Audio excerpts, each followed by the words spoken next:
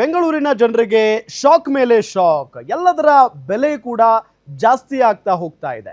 ಇದೆಲ್ಲದರ ನಡುವೆ ಈಗ ಮೊನ್ನೆ ತಾನೇ ಮೆಟ್ರೋ ದರ ಕೂಡ ಏರಿಕೆ ಆಯಿತು. ಈಗ ಇದರ ನಡುವೆನೆ ಮತ್ತೊಂದು ಬರೆ. ಹೆಂಗ್ ಬದುಕೋದು ಸ್ವಾಮಿ ಅನ್ನೋ ನಿಟ್ಟಿನಲ್ಲಿ ಮಿಡಲ್ ಕ್ಲಾಸ್ ಜನ, ಬಡ ಜನ ಪ್ರಶ್ನೆ ಮಾಡುವಂತ ಸಮಯ.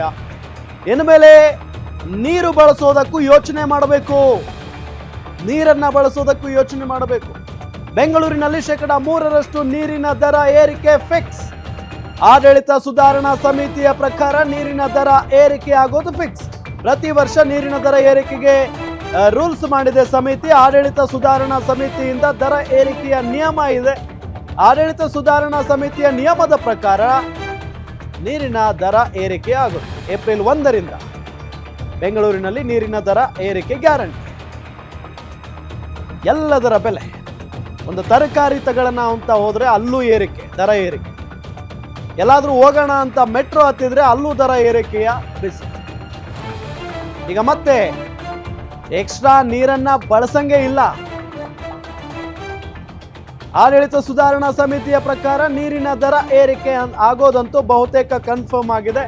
ಪ್ರತಿ ವರ್ಷ ನೀರಿನ ದರ ಏರಿಕೆಗೆ ರೂಲ್ಸ್ ಮಾಡಿಕೊಂಡಿದೆ ಸಮಿತಿ. ಅದರ ಅನ್ವಯ ಈಗ ಮತ್ತೊಮ್ಮೆ ನೀರಿನ ದರ ಏರಿಕೆ ಮಾಡುವುದಕ್ಕೆ ಸಮಿತಿ ನಿರ್ಧಾರವನ್ನ ಮಾಡಿದೆ. ಅಂದರೆ ಬೆಂಗಳೂರಿನಲ್ಲಿ ಬದುಕೋದು ಬಹಳ ಕಷ್ಟ ಅಂತ ಹೇಳಿ ಜನಸಾಮಾನ್ಯರು ಮಾತಾಡ್ಕೊಳ್ತಾ ಇರ್ತಾರೆ. ಅದಕ್ಕೆ ಪುಷ್ಟಿ ಕೊಡುವಂತಿದಾವೆ ಇವೆಲ್ಲ. ಎಲ್ಲದರ ಬೆಲೆಯೂ ಕೂಡ ಗಗನಕ್ಕೇರಿ ಕೂತಿದೆ. ಇಂಥದರ ಸಂದರ್ಭದಲ್ಲಿ ಮೆಟ್ರೋ ದರ ಏರಿಕೆ, ಬಸ್ ಚಾರ್ಜ್ ಅದು ಏರಿಕೆ ಆಗಿ ಹೋಗಿದೆ. ಇದರ ಜೊತೆಗೆ ಈಗ ನೀರಿನ ದರವೂ ಕೂಡ ಏರಿಕೆ ಮಾಡೋದಕ್ಕೆ ಒಂಥರ ನಿರ್ಧಾರವನ್ನ ತೆಗೆದುಕೊಂಡಿದ್ದಾರೆ. ಹಾಗಾಗಿ ಬೆಂಗಳೂರಿನ ಜನ ಇದಾರಲ್ಲ, ಈಗ ನೀರನ್ನ ಬಳಸೋ ಮುಂಚೆ ಬಹಳ ಯೋಚನೆ ಮಾಡಬೇಕು. 3% ನೀರಿನ ದರ ಏರಿಕೆ ಮಾಡಲಾಗುತ್ತೆ ಅನ್ನೋ ಮಾಹಿತಿ ಲಭ್ಯ ಆಗಿದೆ. ಪ್ರತಿ ವರ್ಷ ನೀರಿನ ದರ ಏರಿಕೆಗೆ ಸಮಿತಿ ರೂಲ್ಸ್ ಮಾಡಿಕೊಂಡಿದೆ. ಆಡಳಿತ ಸುಧಾರಣಾ ಸಮಿತಿಯಿಂದ ದರ ಏರಿಕೆಯ ನಿಯಮ ಇರೋದು. ಆಡಳಿತ ಸುಧಾರಣಾ ಸಮಿತಿಯ ನಿಯಮದ ಪ್ರಕಾರ ನೀರಿನ ದರವನ್ನ ಏರಿಕೆ ಮಾಡಲಾಗುತ್ತೆ. ಏಪ್ರಿಲ್ 1ರಿಂದಲೇ ಅದು ಜಾರಿಗೆ ಬರುತ್ತೆ ಅನ್ನೋ ಮಾಹಿತಿಯೂ ಕೂಡ ಇದೆ. ಏಪ್ರಿಲ್ 1ರಿಂದಲೇ. ಸೊ ಈ ನಿಟ್ಟಿನಲ್ಲಿ ನಿಜಕ್ಕೂ ಕೂಡ ಇದು ಬೆಂಗಳೂರಿನ ಜನರಿಗೆ ಗಾಯದ ಮೇಲೆ ಬರೆ ಎಳೆದಂತೆಯೇ ಅರ್ಥ.